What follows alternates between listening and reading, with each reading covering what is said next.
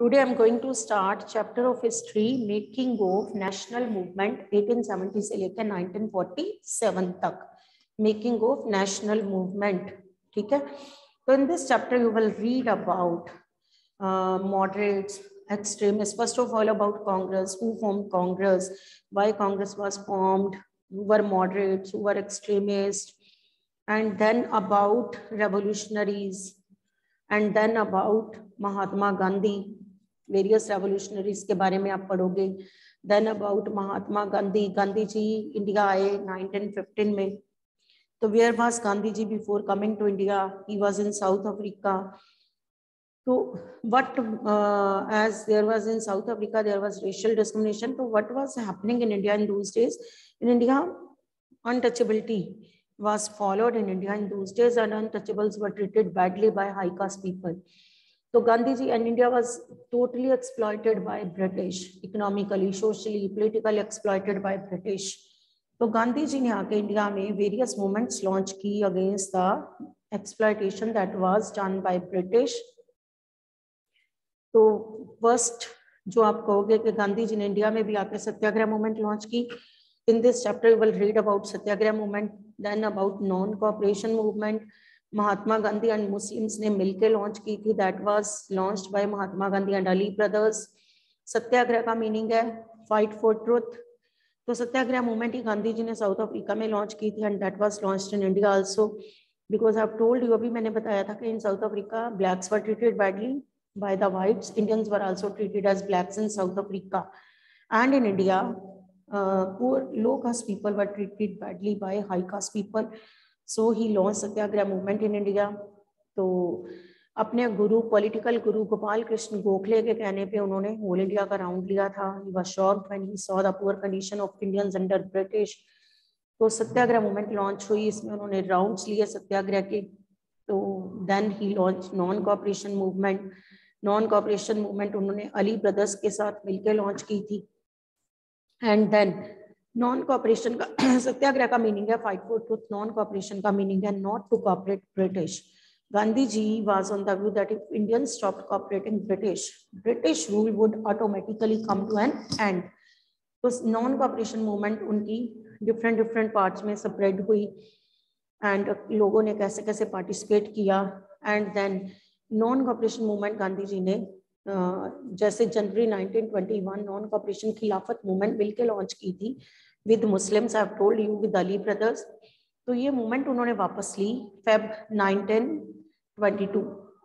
Means एक ही साल ये मूवमेंट चलाई, and call back this movement, क्योंकि वायलेंट इंसिडेंट हुआ था चोरी चोरा में, तो उसमें पुलिसमैन लॉस्ट देयर लाइफ. तो Gandhi ji call back his movement, non cooperation movement वापस ली. फिर स्वराज पार्टी बनी. Swaraj party CR Das and Motilal Nehru ने बनाई 1922. फिर इंडिया में साइमन कमीशन आया. Simon commission sir John Simon के अंडर बना था, एंड इट हैड 7 रिप्रेजेंटेटिव. सारे ब्रिटिश थे. तो आपने उनके बारे में भी पढ़ना है, साइमन कमीशन के बारे में. लाला लाजपत राय की डेथ हुई थी. And then in this chapter you will read about Lahore session. Lahore में एक सेशन हुआ था कांग्रेस का, पंडित नेहरू की चेयरमैनशिप में.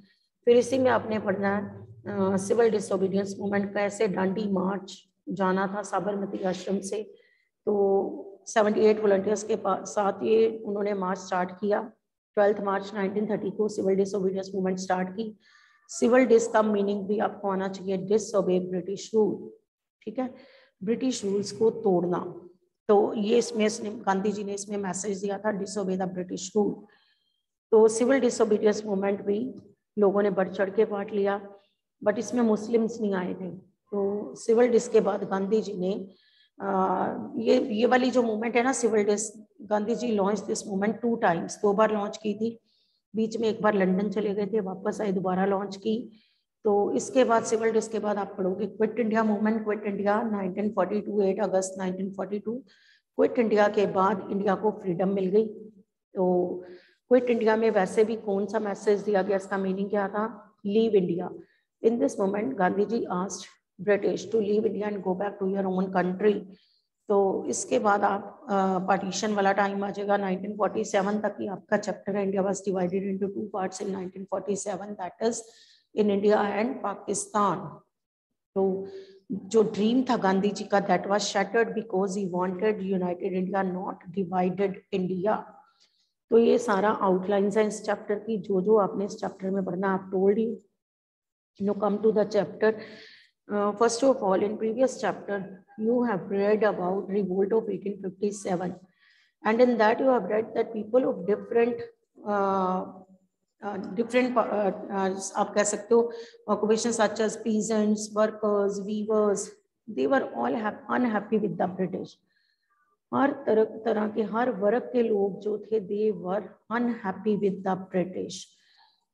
तो और कोई आप कह सकते हो कि आपने आर्मी के बारे में पढ़ा था, Indian soldiers they were not given higher ranks.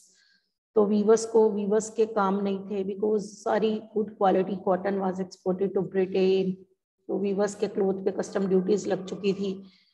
तो peasants they were forced to grow indigo and opium as they wanted to grow food crops. तो ये सब लोग ब्रिटिश से नाराज थे।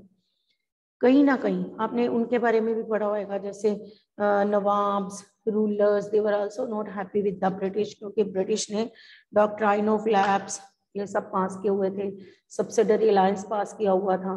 तो these people were not happy with the British rulers, nawabs, peasants, ये सब ब्रिटिश से नाराज चल रहे थे, they were not happy with the British. तो कहीं ना कहीं ये लोग डिससेटिस्फाइड थे। तो this became the main reason. अब इनमें नेशनलिज्म की फीलिंग स्प्रेड होनी शुरू हो गई। अब उन दिनों एक क्वेश्चन जो बहुत पॉपुलर हो रहा था, that was what is this country of India and for home is it meant, कि ये कंट्री है क्या इंडिया और किन के लिए है ये कंट्री। तो कहा गया कि जो कंट्री है ना, ये हर वर्ग के, all the people irrespective of class, colour, creed, language, ये हर तरह के लोगों की, जेंडर, हर तरह के लोगों के लिए कंट्री जो है दैट इज इंडिया। और इसमें जो रिसोर्सेज हैं they that are for the use of all people. Resources जो कंट्री के हैं वो सबके लिए हैं, but when British came they controlled over the people, they established their hold over Indian people, and they also brought resources under their control. Indian resources भी British के control में थे। तो ड्यू टू ये सब कुछ उनके अंडर जा चुका था, ब्रिटिश के रिसोर्सेज एंड पीपल। तो कहते हैं उतनी देर जब तक ब्रिटिश का रूल एंड नहीं होगा, रिसोर्सेज इंडिया के, इंडियन लोगों के यूज में नहीं आएंगे, because resources were properly controlled by British. तो अब कॉन्शियसनेस स्प्रेड होनी शुरू होगी। अब पॉलिटिकल एसोसिएशंस बनी in India, various political associations were forming in those days. अब 1850 में भी एसोसिएशंस बनी, 1870, 1880 में जो एसोसिएशंस बनी वो एसोसिएशंस अब पॉपुलर होनी शुरू हो गई। फर्स्ट ऑफ ऑल तो पूना सार्वजनिक सभा बनी, पूना सार्वजनिक सभा, इंडियन एसोसिएशन, मद्रास महाजन सभा, बॉम्बे प्रेसिडेंसी एसोसिएशन, ये सब बनने, इंडियन नेशनल कांग्रेस भी बनी। ठीक है, listen again, various associations were formed in India in those days as awareness was spreading in India, people wanted to get freedom from British rule, तो various associations were formed in India. लोग अपने resources को लेके worried थे कि they were under the control of the British. तो Indians जो थे उनकी पुअर कंडीशन होती जा रही थी डे बाय डे। तो various associations were formed in India. 1870 से लेके 1880 में जो एसोसिएशंस बनी उनमें थी Poona Sarvajanik Sabha, and then Indian Association, then Madras Mahajan Sabha, and then Bombay presidency Association, and then Indian National Congress. These were the various association formed in those days. अब इसमें मैंने बोला पूना सार्वजनिक सभा, मीनिंग सर्व मीन्स सारे, जन मीन्स लोग, मीन्स इसका मीनिंग क्या हुआ, for all people, for all the people. सर्व मीन्स सारे, हिंदी का वर्ड है सर्वजनिक, सर्व मीन्स सारे, जनिक मीन्स पीपल, जन कौन होते हैं, लोग। तो पूना सार्वजनिक सभा जो थी that was for all people, हर कोई इसको ज्वाइन कर सकता था, that was for all people. अब ये जो सभास थी ना, different different parts of country में बनी. These associations were formed in different parts of the country, but ये चाहे बेशक किसी भी पार्ट में बनी थी, they worked for the whole of Indians. ये सब इंडियंस के लिए वर्क करती थी. इनका मेन एम जो था that is for to work for all Indians. ये सारे इंडियंस को इकट्ठा लेके चलती थी. ऐसा नहीं था कि अगर पूना में बनी तो वो सिर्फ पूना रीजन के लिए ही वर्क करेगी. No, they work for the whole of the country, not for only the region from where it these associations were formed. ये सिर्फ उस रीजन के लिए वर्क नहीं करती थी जहाँ पे ये बनती थी. These associations work for the whole country. तो various associations were formed in those days. मैंने आपको कितने नाम बताए हैं. एंड पूना सार्वजनिक सभा का आपको मीनिंग भी पता होना चाहिए. Poona Sarvajanik Sabha means association for all the people. Though these associations were formed in different parts, but they worked for the whole of the country because इनका main aim था to represent all Indians, not only to the people of the area where these associations were formed. सिर्फ उतने से area को represent करना नहीं था, whole India को रिप्रेजेंट कर रही थी. अब इन्होंने क्या किया, they worked with the idea that people should be sovereign. इन्होंने कहा कि सॉवरेन का मीनिंग आपको पता है, act independently without outside interference. इन्होंने कहा कि लोग टोटली सॉवरेन होने चाहिए, इंडिपेंडेंट होने चाहिए लोग. People should be sovereign. A modern consciousness and key to feature of nationalism. In other words, they believe that Indian people should be empowered to take decisions regarding their affairs. सबसे पहले तो इन सभास जो थी, इन्होंने कहा कि पीपल जो है ना, लोग जो हैं, they should be sovereign. They should given right to take decision. वो अपने डिसीजन, अपने अफेयर्स को लेके वो अपने डिसीजंस ले सकते हैं. They should given right to take decision.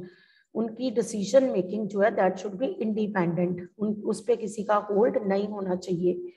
अब लोग जो थे ब्रिटिश रूल से डे बाय डे डिससेटिस्फाइड होते जा रहे थे.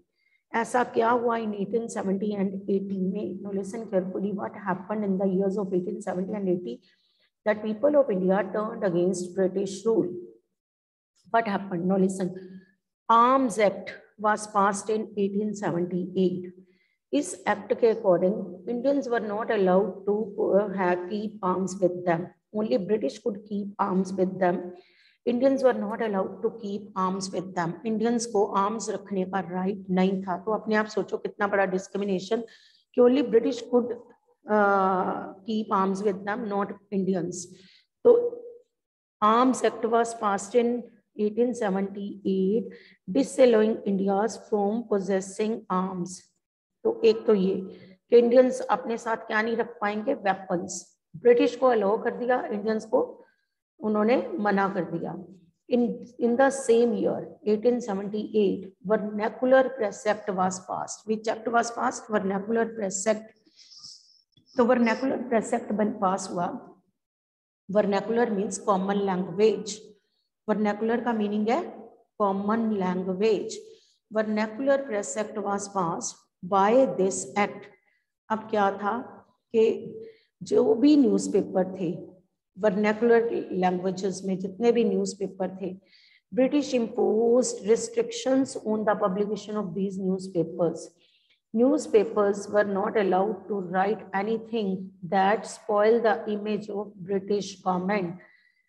Newspapers उन्होंने एक्सपर्ट्स रखे हुए थे ब्रिटिश ने, ठीक है. वो पहले देखते, चेक करते कि इसमें कुछ ब्रिटिश के अगेंस्ट तो नहीं लिखा इन न्यूज़पेपर्स में, क्योंकि वर्नैकुलर लैंग्वेजेस ब्रिटिश को नहीं आती थी. कॉमन लैंग्वेजेस ब्रिटिश को नहीं आती थी, तो ब्रिटिश ने एक्सपर्ट रखे हुए थे. Firstly they check.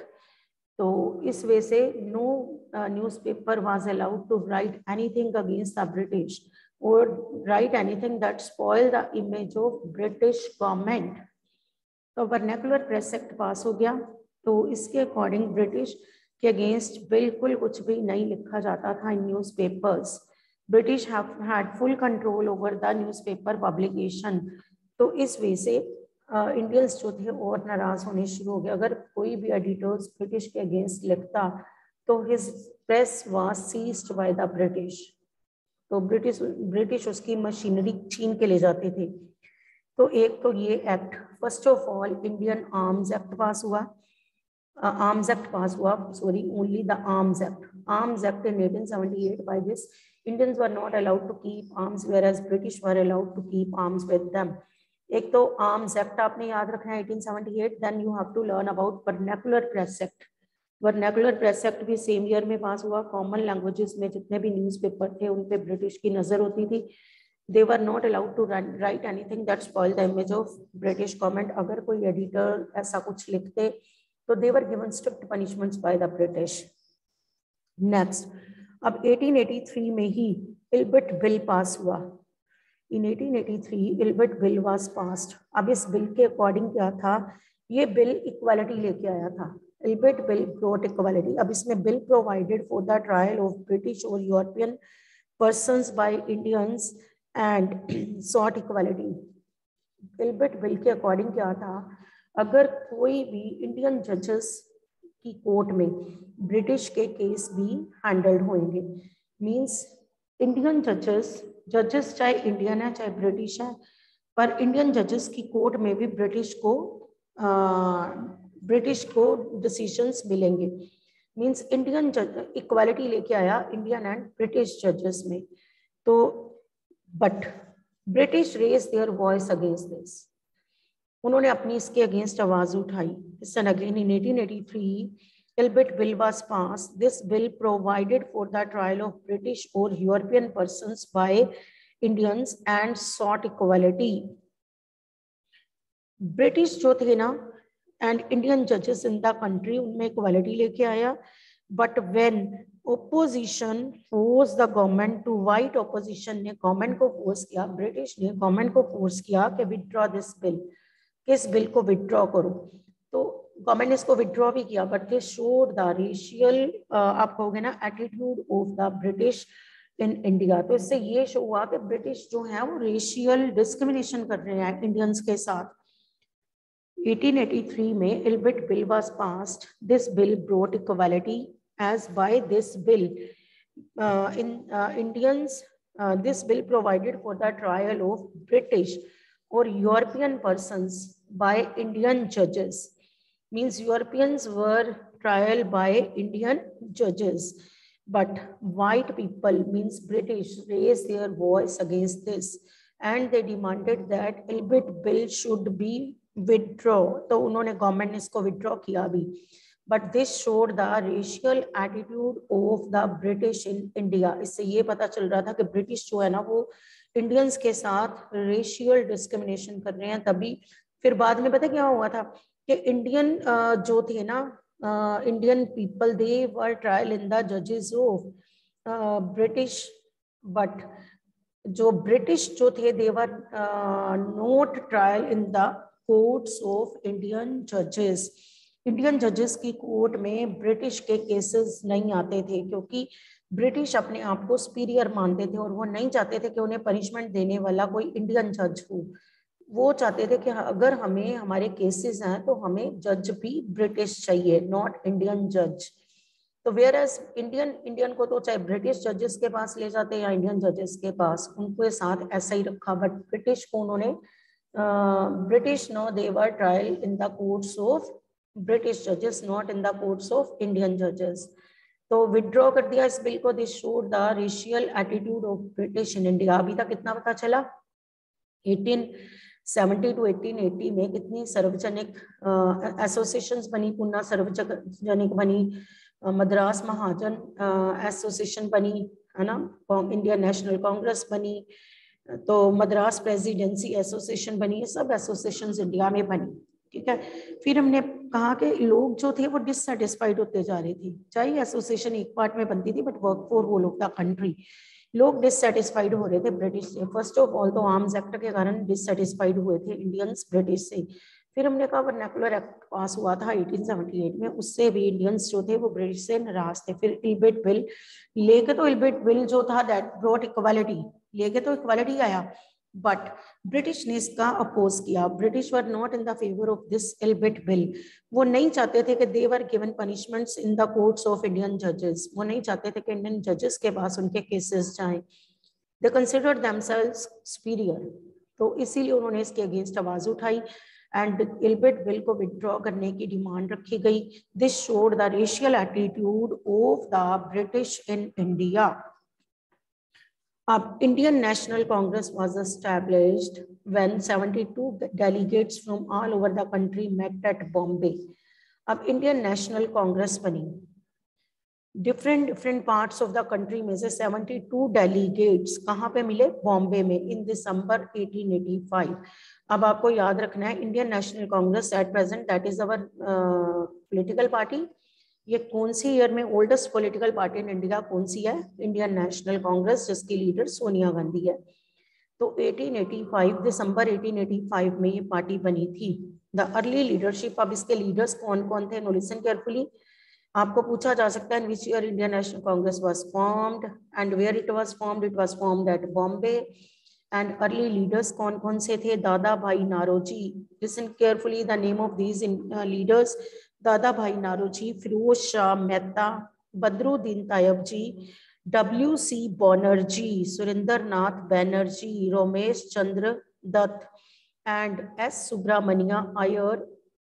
ये सब इसके तब लीडर्स थे and was largely from Bombay and Calcutta. ये सब लीडर्स या तो बॉम्बे से थे या फिर कलकत्ता के थे। तो इनमें से दादा भाई नारोजी एक बिजनेसमैन थे एंड साथ में पब्लिसिस्ट कौन होते हैं, someone who publicizes an idea, someone who publicizes an idea by writing reports और स्पीकिंग एट मीटिंग, जो कि किसी आइडिया को पब्लिसाइज करते हैं या तो उसे लिख के या उसे मीटिंग्स में बोल के। तो पब्लिसिस्ट थे, कौन थे पब्लिसिस्ट, दादा भाई नारोजी, और ये पारसी बिजनेसमैन थे and he was publicist and London में रहते थे दादा भाई नारोजी। और ये ब्रिटिश पार्लियामेंट के मेंबर भी थे। Dadabhai Naoroji was the member of British parliament and Dadabhai Naoroji guided the younger nationalist, इन्होंने यंगर नेशनलिस्ट को गाइडेंस दी थी। Listen again, Indian National Congress was formed in 1885, December 1885, इसके लीडर्स मैंने बोले हैं। देन मैंने बोला कि दादा भाई नारोजी जो थे वो एक बिजनेसमैन थे, पारसी बिजनेसमैन थे एंड पब्लिसिस्ट थे, और इन ब्रिटिश लंदन में he was settled in London and he was member of British parliament and he guided the young nationalist. अब दादा भाई नारोजी के साथ आप कह सकते हो A.O. ह्यूम ब्रिटिश ऑफिशियल थे। A.O. ह्यूम ने इंडियंस को इकट्ठे किया from different regions. A.O. Hume played great role in bringing Indians from different regions and he formed the Indian National Congress. Indian National Congress किसने बनाई, A.O. Hume, Allan Octavian Hume. आप full name रहने दो, आप ऐसे याद करो, A.O. Hume. Who was the founder of Indian National Congress? A.O. Hume. कौन से ईयर में बनाई, 1885। Who was the founder? A.O. Hume. He was the founder of this Congress. अब नेशन इन द मेकिंग, अब Congress in its first 20 years, अब ये जो कांग्रेस बनी थी ना, बिगिनिंग इयर्स जो थे ना 20 इयर्स में, ये मॉडरेट थी, बाद में ये एक्सट्रीमिस्ट भी आ गए इसमें। तो कांग्रेस में दो तरह के लोग थे, मॉडरेट्स एंड एक्सट्रीमिस्ट। मॉडरेट्स जो थे ना कहीं ब्रिटिश में बिलीव करते थे। मॉडरेट्स चाहते थे कि ब्रिटिश रूल करें और वो अपने आप को कहते होते थे कि वी आर नॉट केपेबल, तो British should rule. Moderates bloodshed में बिलीव नहीं करते थे। मॉडरेट्स मीटिंग्स या फिर आप कह लो कि आप कह सकते हो कि बाइकॉट्स, ऐसी वाली बातों में बिलीव करते हैं, but not in bloodshed. Moderates non violence में बिलीव करते थे, तो ऐसे लोग थे मॉडरेट्स, ठीक है। तो मॉडरेट्स ने स्वराज ही मांगा, पूर्ण स्वराज नहीं मांगा। तो अब Congress in its first 20 years में कहते हैं कांग्रेस जो थी दैट वाज मॉडरेट थी। अब क्या क्या मांगा मॉडरेट्स ने, it demanded a greater voice for Indians in government and in administration. देखो कब इंडिपेंडेंस नहीं मांग रहे, बट ये कह रहे हैं कि हमें गवर्नमेंट में हमें पार्टिसिपेशन दे दो। It demanded greater voice for Indians in government and in administration. It wanted legislative councils to be made more representative and given more power. Introduced in provinces, it demanded that Indians should be given higher positions in the government. And it also demanded that civil services examination to be held in India, because ये जो examination था ना, ये London में होता था और Indians वहां पे पहुंच नहीं पाते थे। ब्रिटिश की कुछ ऐसी पॉलिसी थी कि इंडियंस वहां पे एग्जामिनेशन में पहुंच ही नहीं पाते थे, तो इसीलिए इंडियंस को हायर जॉब्स नहीं मिलती थी, क्योंकि ब्रिटिश कहते थे कि आपने सिविल सर्विस एग्जामिनेशन क्लियर ही नहीं किया। तो क्लियर कैसे करते कि अगर उन्हें जाने ही नहीं देते थे लंदन। तो यहाँ पे इन्होंने मांगा, मॉडरेट्स ने, कि civil service examination should be conducted in India, not only in London. इन्होंने कहा उसे इंडिया में भी करवाओ, लंदन में ही नहीं होना चाहिए। तो these were the demands of moderates in its early years. सबसे पहले तो उन्होंने कहा कि एडमिनिस्ट्रेशन में इंडियंस की नंबर बढ़ाया जाए, उनको पावर्स दी जाए, प्रोविंसेस को और पावर दी जाए। साथ में इन्होंने कहा कि इंडियंस को हाई पोजीशंस दो गवर्नमेंट में, ठीक है, ऐसी वाली पोजीशंस, इन्होंने ऐसी वाली डिमांड्स रखी। फिर इन्होंने कहा कि civil services examination to be held in India also, not only in London. इन्होंने कहा उसे सिर्फ लंदन में नहीं करवाओ, उसे इंडिया में भी कंडक्ट करवाओ। तो these were the demands of moderates in its